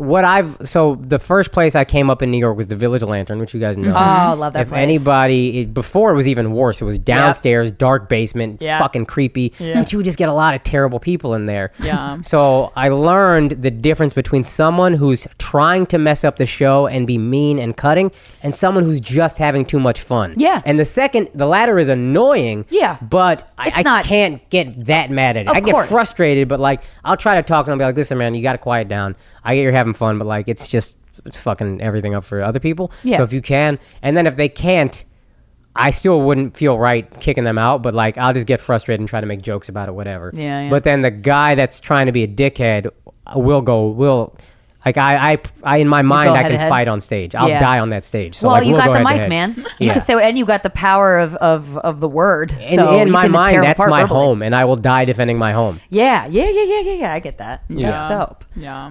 So I try to discern, and you can usually tell when someone's trying to be a dickhead. And when someone is just drunk and obnoxious, if I was you guys and they're coming to see me especially, I'd be like, listen, man, if you quiet down, whatever. And if they're still doing it, I might say one more time, you're going to have to go. I'm sorry. Yeah. But I would definitely be okay being like, listen, man, you got it. Yeah. I gave him like 7 chances. Yeah. Well, that's why it doesn't hurt my feelings in a regular show if someone's talking. Like, I am not like, oh my God, someone's not enjoying my art. Like, I don't care about that. But like when it's someone who comes to our show and then just actively ruins it, it's like, what are you doing? It hurt. That's like hurtful. Yeah, it is. I get it, but I think like what the fuck? They must not understand though. I guess. I think they also we've empowered people too much and they think everything's a conversation and it's not. And that's the thing. I think they feel like you guys are friends. Yeah, we're not. Of course. Well, it's no. I mean, we might be. I might be friends with. I don't know. Oh man, I love that. God but it's damn like it, y'all are great. It's a one-way intimate relationship. Right. Like emotionally intimate relationship, one way. Yeah. I'm like a big sister who calls sometimes. I think that's like what I'm like the one who's always there, maybe a little too much. like I got into drugs and moved away, but I care. Oh my God, that's so funny. That's how I feel. Have you ever gotten in trouble for saying something about your girlfriend on stage? She's pretty cool about it. There's been 1 or 2 times, and I honestly don't remember what I said or what the incident was. Yeah. But there's definitely been 1 or 2 times where she's like, yo, why do you have to do it? But she's pretty cool about me saying, and I'll definitely make fun of her on stage, on my own podcast. Like, I try to be fair about it. Rip her apart. I don't want to be like, my girl sucks. But Right. I try Well, that's not to funny. have a nuanced view of, listen, I love my girl, but blah, blah, blah. Yeah. And I, whatever. She Because does this thing. relationships are both. It's a 3-dimensional thing. Yeah. And I want to present all 3 dimensions and be like, I'm also crazy. And so this, and this. Yeah. But like, I want to present an honest view of a relationship there. Yeah, yeah. And I think that's important, especially if this weird thing I have of always trying to be like a role model or whatever. Again, that's what I was saying. Like, I love that my girl and That's I have not made weird. it. That's a great thing. Yeah, it's odd that I think about it so much. You do think about it a lot, it seems. I do. It's weird. It's always stress in my you out? mind somewhere. It used to. Now, not really, actually. Oh, that's I good. think I used to like really love it, and now I'm like, it's a little weird. I love I'm being realizing. a role model. Post therapy, I'm like, this is a little weird. Why you need that so much? Well, did you have a role model? My uncle, he's not even blood related to me, but this guy was like my second father. I used to spend every holiday at his house. His son and daughter and I are all close, and my cousins. But he I remember there were times he would just take me out. Like, he would not go with his son or daughter, and he would take me out to like a movie or whatever. Yeah. And he just, no blood relation to me whatsoever, but he was always who I was like, never preached to me about what a man should be, but he just showed me. As I got older, I was like, everything about this dude is a man. Wow. He works incredibly hard. He's a doctor. He's great with his kids, spends time with his kids, barely like has a glass of wine every once in a while. Like, just everything about discipline, with working out, funny. He's the guy that made me a comedian. He just disagrees with everything. He's brash, but doesn't apologize for it. But like, just a good man. So and showing, that's, not I think, telling. Showing, that's not what's gonna telling. stick. And I think that's why I want to pay that forward so much. Wow. Because I feel like my life has changed because of this guy. Wow, that's amazing. And I'm really thankful for it. Like, I get emotional sometimes thinking about all the stuff he's done for me. So I'm like, I need to pay that forward. Yeah. So that's why I want to present a 3-dimensional view of a relationship. It's like, yeah, my girl and I fight. Yeah, sometimes I think she's a pain in my ass. But I also love her intensely. And if you have a relationship, you don't have to just throw it away because you see something you don't like or whatever. Right. Like, if this is the girl, fight for it. And it is funny that the closer you can get to somebody, the more intense the fights can get. But then, like, in a second, you're both like, all right, you want to go get lunch? Okay. And like, you can just kind of We're go. just now getting there. Oh, okay, you weren't there yet. Before, it's always You had to seethe in there's it. a lot of smoothing out. And Yeah. like, my temper, I don't get mad as often, but when I get mad, it's crazy. Really? Well, I have a bad Crazy. temper too. What is I yours? mean, how does yours I'm surface? like yelling, pacing around, and I'm just like, who? There's a voice inside of me that's like, who the fuck is this guy? Yeah. Well, it's the angry. Yeah, Akash. and it only happens when I really like. How do you I love poke this your temper? girl. Because you care, yeah. Yeah, well, a lot of it before was I wouldn't say anything and things would build and build and build. And that's on me. And I had to really assess and be like, man, if you just fucking speak up sometimes, you know what I mean? You can probably nip a lot of this in the bud. And I'm just now getting better at like being like, all right, cool, I get what you're saying. I also need this. Or like, can we also do this? Yeah. Before I was so terrified of the fight, I would just, I don't want to, she might get mad. I don't want to, let's just not. I'll just suck it up. And I'll that's just do unfair to whatever. you and her. It's unfair to me. It's ultimately. unfair to her. Yeah, it's just a stupid thing. What do you guys fight? Like, what are your fights about? Anything in particular? I think miscommunication is most fights probably at the end of Yeah. the day. That's what I can think of now. There's times I've gotten jealous, like very rarely, but when I get jealous, I get mad jealous, and that's a Really? fight. When is the time you gotten jealous? Like over what? I'm curious. Weird, crazy stuff. Like, well, She looked at a guy. yeah, stuff like that. Like, Really? Not that petty, but like I build the narrative in my head. Oh, yeah. Which normally you guys know David Barton? Yeah. He's the gym guy. He's like the gym guy, He's yeah. The guy with the gym? Yesterday we're walking into the train and he's leaving the subway station. Oh, and you my know him man by his face. full 180 checked her out. Yeah, I used to work out at his gym, so I would see okay. him around. He stopped, turned his entire body around, checked her out. Damn, and your girl's hot. I thought, and that's what I told her. I thought it was hilarious. I was like, you know how fucking hot you are? This guy works out at a gym all the time. It didn't bother me at all. But there's times like, I think I've had situations where like, I lost a girl I liked because this and this and this happened. And so I go into that. I built that narrative once or twice, and then I got like crazy jealous or whatever, building this entire narrative that doesn't exist. Yeah. So again, communication and talking is like, just getting out in front of things is so fucking hard, but so fucking important. It's scary. It's terrifying a little bit. Making yourself vulnerable sucks. Yeah. Oh my God, I know. And also Wow. being jealous, like, not to make you more It's kinda crazy, fun. but like it doesn't help because like if you're gonna lose the girl, Does you're gonna nothing. lose the girl. And that's But why I sometimes- normally yeah. don't. Normally, if a guy checks out my girl, I'm like, whatever. If she Yeah, was, she's hot. I know. Yeah, It's- I don't care. But sometimes like a little jealousy. It's like, oh, you care. But, yeah, you I know. think she likes a little jealousy. It's weird. Yeah. Well, yeah, there's a hint of it, but I mean, it can go overboard real quick, real fast. Yeah. Has to she the ever point gotten where it's- jealous? She gets jealous. Yeah. She'll admit I can like get I get jealous. jealous. Yeah. But not like she gets It's a hard jealous emotion more to deal often. with. But when I get jealous, I get more jealous. It's happened like twice in the relationship, maybe. But it's been a thing. What's And the then worst time you got jealous? What happened? That was probably the one where like I just Dave built this Barton? narrative in my head. No. Dave Barton is still awesome to me. That's hilarious. It's Yeah. still So the funny. dopest thing My to me. best friend used to work at that gym. He was like he did sales at David Barton. Really? Yeah, so he knows David Barton too. Well, listen, tell him that he It's thought. just- I love Tell him David- I'm honored. He thought my girl was I hot love enough a to David full Barton 180. story. It's so funny. This little jacked motherfucker just stops. Was he like a pit bull? Yeah. Stocky? He can't even really, he has to turn his whole upper body because he's so, like, his neck is so big. And just to see that, it was so funny. But yeah, that's like if the one time I built like a whole narrative in my head and I started yelling and I was like, if you want to go. And then like 2 days later, when I finally calmed down, it took like a full 2 days and I was like, that's so fucking embarrassing that I did that.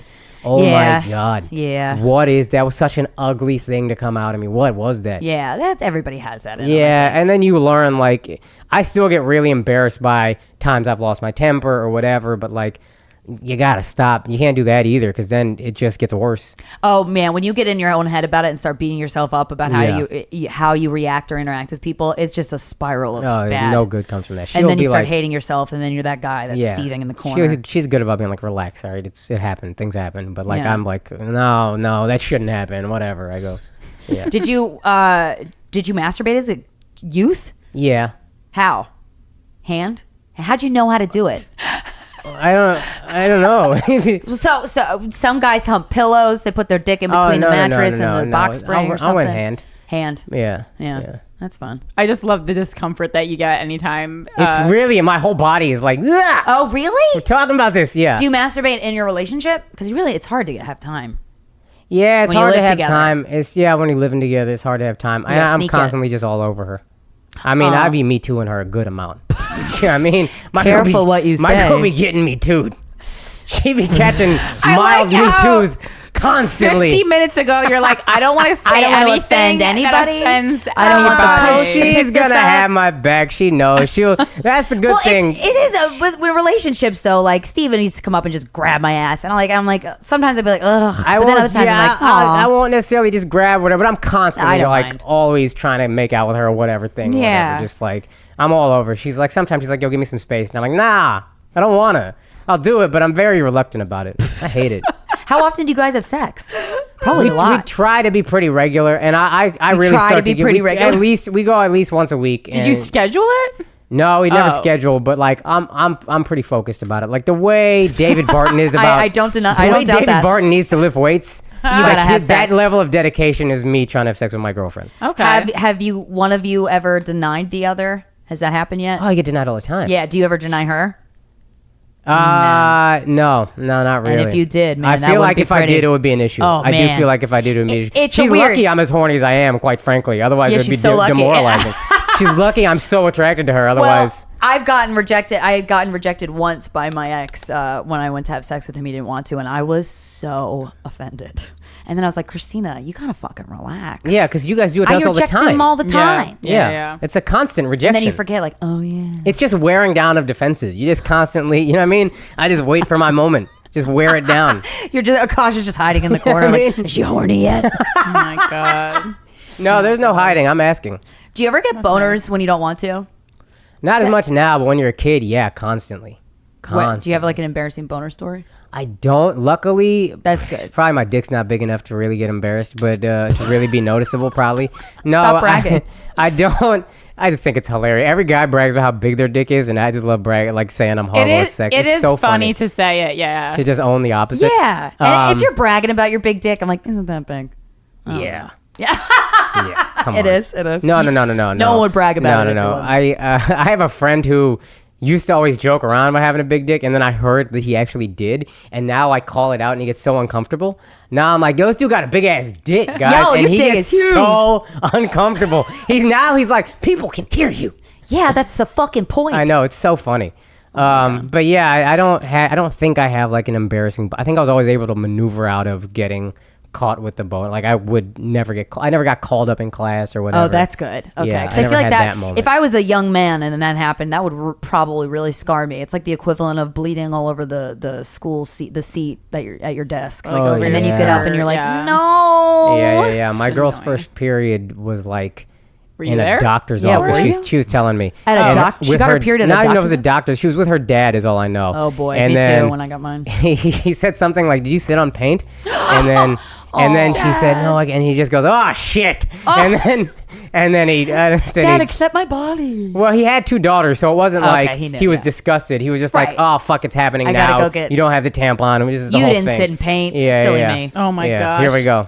Oh, I have a question. So you make comments about like being like a little guy. So like guys and being short. Like what's How tall are you? why is I'm that? 5'7". Why is that? What's the thing with that? I don't think I have a little man complex. Probably a little. No. bit. No, you But don't. you at don't. all. You seem to really own it, and I think people could learn a lot from you. I always just thought I was. This is weird. All my friends my whole life thought have you been were like tall? 6'2", and like all my roommates in college were 6'2", and I never felt shorter than them. In my mind, I was like, "What? They're like an inch taller than me." Yeah. Like I didn't until I see like a matter? picture of us or we're standing near a reflection somewhere, and I'm Yeah, like, "Yo, and you're down to their fuck." knees. Like Andrew and I are homies, and in my mind, I'm not that much shorter than Andrew. He Right. is 7 inches taller than me. Right. That's true. Yeah. But- See, you have the same thing that I have when I look at like a Victoria's Secret model. I'm like, oh, we're almost We're like like the same If I body just like mass. lost like 5 pounds and like pop this zit, like I'm pretty much. But that's how you should carry yourself. 100%. It makes life so much easier. But I feel like guys don't more so than girls.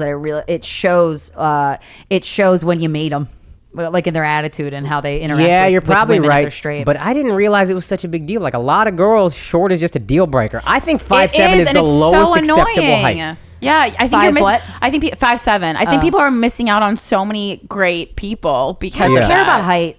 Again, honestly, though- too tall is like I gotta reach up there. Again, though, I get it on an evolutionary level. Like this guy can Yes. protect you. Like for the 9 months you're vulnerable It's and you're mo- pregnant or whatever. Stocky is more important in Yeah, I'd rather- protection I'd rather than, have a David than Barton. height. There's a Yeah, I lot can of hook you up. skinny, tall guys who can't fight for shit. Yeah, That's true. I guess Skinny, it's just- tall doesn't necessarily work. You know, your logic is right, but I think there's Yeah. just a feeling that you Yeah. can't understand evolutionarily. It's like, oh, this Yeah. guy protects me better.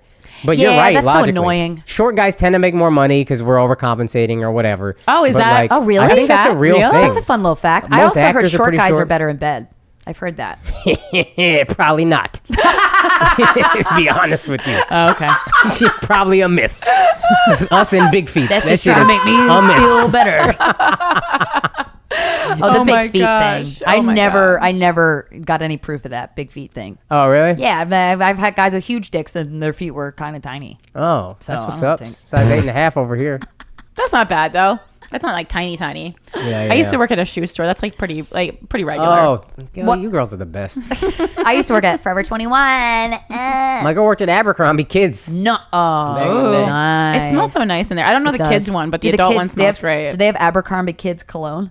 They probably would. Probably not. They can't. That's crazy. I mean, it But is. little girls have perfumes What? in like the Disney Little store. girls? Disney. I had a Princess Jasmine perfume and I loved it because it smelled like grape Dimetapp. That's cute. Oh, and Which is my favorite scent in the world. Grape Dimetapp. Grape smells so good. I love fake grape. Something about Fake that. grape. It's so good. I would pretend. I would be like, I think I need some Dimetapp. Like I love. Like Me it didn't. too. It didn't help anyway because like Robitussin actually helps. Dimetapp is just a treat. Robitussin tastes like feet though. That shit is terrible. It's gross. Whatever. The Dimetapp people need to have a meeting with the Robitussin people And trade secrets. and like have the workings of Robitussin, but the taste of Dimetapp. Like it's possible. Oh, it's got. I know it's possible. One of my final questions is I think it's so interesting. I'd never lived with a boyfriend before until Steven, and we lived together for a total 6 years. And it's interesting. I had a bit about it on stage. I don't do it anymore because it feels fake because I don't live with them anymore. But about how when you live with another human being, you will see another person do things that you like never even imagined, like gross things, because that's where you live. You're not trying to hide who you are. You know what I mean? Yeah. Have you guys has she like ran into you while you're like doing something weird or gross or vice versa? I think maybe because we did distance, we would always stay with each other for a little bit. Yeah. So I think a lot of that, it was almost easier when we moved in together. Because now she knows, like, I'm coming home at the end of the night. Yeah. And, like, so in a lot of, and comfort is we've nice. experienced a lot of the weird nuances, whatever. I will say I'm more comfortable farting around her now. Like, she don't really appreciate that. I used to never. Now I just doesn't? be What's her forgetting. problem? I'm so comfortable with her, though, that I just forget that I farted and she's there. You know what I mean? You Like, forget you she farted just and always she's around there? now. It's not a thing when she's Well, not. right. That's why it's you not see a each other visit anymore. do things. Yeah. You can't really keep each other on your toes when you live together. It's hard because it's like that's exhausting. You know what I I'm mean? telling you. Does she fart in front of you? Yeah, she's done that before. Do you remember the first time you ever seem farted in front of disappointed. each I do other? my like it's best not ruined to have it. a double standard, but when it smells, I'm like, yo, stop it. Well, Stop some it. people's fart smell, and then sometimes they don't, and then sometimes when they eat something, you gotta evacuate. Sometimes the the room. fart smells, sometimes it don't. Now I'll fart and I'll just hope she won't smell it. And that Oh, you're then she gets silent. more mad for me lying, but I'm like, listen. Well, the worst is when the smell creeps up and you didn't get a warning because you didn't hear it. Yo, recently I would get so mad at Steven. Recently, I farted, and then in like the 2 seconds that I was like, should I tell her? Should I not? She was like, what the fuck? Oh, it's it was the worst. So fast. It was so fast. I've never had anything like that happen in my life. Well, you've never dated somebody. Welcome. You're in for years of that. Oh, I don't fart in front of significant others, but I have farted. Never. I have farted. Wow. I have in my life, of course, but like Right. I really make a huge effort not to. But I've farted it, like on my dog to the point where he like gets up and is like, "Wow, you know what? I'm gonna go back to the you, Mom." shelter. I think the shelter's fuck. better than this." That's so funny. You intentionally fart on him, or you just No, accidentally because he burrows because he's a small He's a dog, so he burrower. burrows. My dog will burrow too, and then but- he'll just come out and be like, give me like Fuck real you. stank. My dog has a lot of attitude issues. Right. Okay. Our dog will burrow too, but we're always paranoid he's gonna suffocate down there, so we pull him out. No, but they're okay. I used to be worried about that too, but they know what they're doing. Yeah, they know what they're doing. You know, like they're like wolf relatives. So What kind of dog do you have? he's like a Whippet mix. Oh, that's cute. Yeah, he's very cute. He's We a got cutie. we got a multi-poo, 5 pounds. Love this little guy. Happy I'm gonna get it. Did you get a dog together? together. Oh wow, really? Together. Commitment. My girl's a fucking pit bull. When she wants something, Nice. she's ferocious. She Yeah. on it. She every day she's sending me dogs, and I'm like, fuck, he's a dog. It's a big responsibility. And she wanted a Yorkie, and I was like, look, I'm a pushover, but I draw the line at Yorkie. I can't do Yorkie. It's Understandable. Too much. But I always said these multi-poos are cute to me. These little cute multi-poo dogs. They are cute. to me. No Yorkie, but a multi-poo. But I was into a multi-poo. That was I'm not pretty even dope. lying. That was pretty dope. And then we saw one, and the way she responded to it, I trusted her instinct with it. And she was kind of uneasy about like paying money or whatever. And I was like, just do it. Let's just do it. We'll figure it out. So we did, and he's the best. His name is Happy, and I love him. Yeah, I mean, and also is happy. Yeah. they can they're easy to travel with. Like a dog that small, like you Yeah. can literally put it like in your purse. Oh yeah, yeah. She does that. She Yeah. got a doggy purse. Yeah, yeah. She got him a pink crate. That shit bothers me. I got to Why? carry this around. I said boy dog. Why are you making him everything? You know pink? what? Gender, Oh. maybe gender doesn't have a color. It's you can be a boy and like pink. You know what? You could But- let him choose his gender, but when you just stick him in the pink You crate should and have the done pink that with your leash, dog. you know what I mean? Yeah. I let my dog choose toys sometimes in the pet store. I'm trying to like real free parenting. 'cause- Wow, yeah. But like, well, he knows what he wants, and he did a great job. It was his favorite toy. But then also, speaking That's of the a great Hoboken idea. Comedy Yeah. Festival, you know how like they do photo shoots with like the dogs in the comics? Yeah. Well, Dan Frigolette tried to tell me that I was going to do a ballet shoot with Alfred where he was wearing a tutu. And I said, my dog is not wearing a tutu. And then he was like, Corinne, you're so progressive. And I was like, no, I'm drawing the line. I'm not that progressive. Yeah. My male dog is not wearing a fucking tutu. Yeah, let him choose. Just stop it. He doesn't even know what's happening. He doesn't need You're a this in his Kardashian? life. You're going to just pimp your kid out like that? Yes. And he was like, he roasted me to this day about it. And I was like, I'm putting my foot down. He's not wearing, Alfred's not wearing a tutu. You're good. So getting Alfred Hitchcock is not wearing a tutu. So getting a dog didn't interrupt your sex life? Nah. Really? We just. Well, 'cause it's if a he's on the bed. We multi-poo. just put him down on the ground. Yeah. And you're done. Oh, You got it. Well, he loves his crate. We did a good job of crate training. Crate so training is if we put him on the key. ground, he might whimper for a bit, but eventually he loves his crate. Like we always put a ton of treats in there. It's like a happy place. Safe Oh, space. that's good. So Yeah. so Safe he'll space. just hop in there and he's cool. That's dope. Yeah, a little dog is great in that sense. Just hey buddy, just relax for a Yeah, bit. you're good. This crate's like a mansion to you. Yeah. You don't know. Where can we find you online? And your my name- podcast, we want to plug. I'm gonna plug a bunch of shit. My name is Akash Singh, AKAASH. Last name is SINGH. That's my Twitter, my Instagram, my website. I also have a podcast called Flagrant 2 with Andrew Schultz and another guy, Kaz. It's sports, but we also talk everything else, and it's wild. You guys are funny together. This is but you didn't. Big believer in just saying whatever you want to say and not apologizing and having fun, and that's where we do that. So if you're sensitive, it might not be for you, but fun podcast. Also going on tour with some very funny Indian comic friends of mine. We call ourselves the American-born Desi Comics. Nice. And we're going on tour. The dates are September 28th and 29th in Huntsville, Alabama. We wanted to tour the South, so we're going to be at Stand Up Live. All right. September 30th, the Red Clay Comedy Festival in Atlanta. October 3rd, Good Nights Comedy Festival in Raleigh. And October 4th, the DC Improv. And you can Nice. get tickets. The link is in my bio on Instagram, but you can also just go to AmericanBornDesiComics.com. Desi is spelled DESI. I was gonna say you guys spell that. Yeah. That was great. That was a very polished promotional. I'm glad. I That's wanted what to get happens it when out you don't quickly. drink and do drugs. Yeah. fucking, You know what? And That's a good you wait point. to let the right one in, and man, you really memorize those dates real well. I'm Yeah. interested in CBDs because I don't want to get high, but I feel like there's yeah. good stuff about weed. Yeah. So maybe I'll talk to you all about that if you're weed I got people. a lot of Cheers. people. Yeah. Yeah. I got a lot of tips. Okay. All right. For sure. For sure. Guys, thank you so much for listening to Guys We Fucked, the anti-slut shaming podcast. We'll talk to you next Friday. When you were gone and I survived,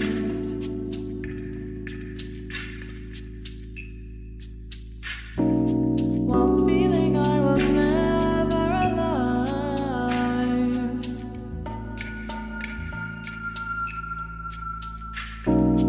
I found a way of loving me.